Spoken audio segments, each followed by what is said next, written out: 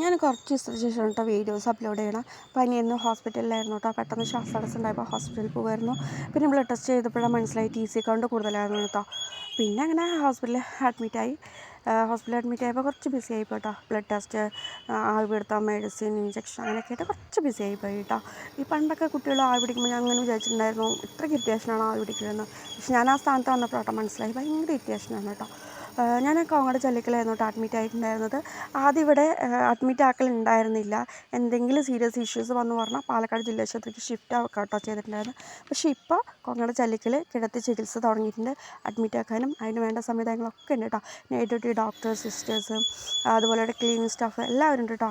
നല്ല കെയറിങ് ആണ് കേട്ടോ. ഞാൻ ഭയങ്കര കംഫർട്ടബിൾ ആയിരുന്നു കേട്ടോ. അപ്പോൾ അങ്ങനെ ഇവിടെ ഉള്ളവർക്കൊക്കെ ഭയങ്കര ഒരു ആശ്വാസമായിരിക്കും കേട്ടോ. എന്തെങ്കിലും ഒരു അത്യാവശ്യം പറയുമ്പോൾ പാലക്കാട്ടേക്ക് ഓടണമല്ലോ. ഇപ്പോൾ കോങ്ങാട് തന്നെ ഇങ്ങനൊരു ഹോസ്പിറ്റൽ വന്നപ്പോൾ ഒരുപാട് ആശ്വാസമായിട്ടുണ്ടായിരുന്നു കേട്ടോ അവർക്ക്. പിന്നെ പൊതുവേ പനിയായപ്പോൾ എനിക്ക് വായിക്കൊന്നും ഇഷ്ടമുണ്ടായിരുന്നില്ല, ടേസ്റ്റ് ഇല്ലാത്ത പോലെ തോന്നുന്നുണ്ടായിരുന്നു. ഭക്ഷണം കഴിക്കൽ പൊതുവേ കുറഞ്ഞു. പിന്നെ അമ്മ നിർബന്ധിച്ച് വരുത്തന്നുകൊണ്ടിരിക്കുകയാണ് കേട്ടോ.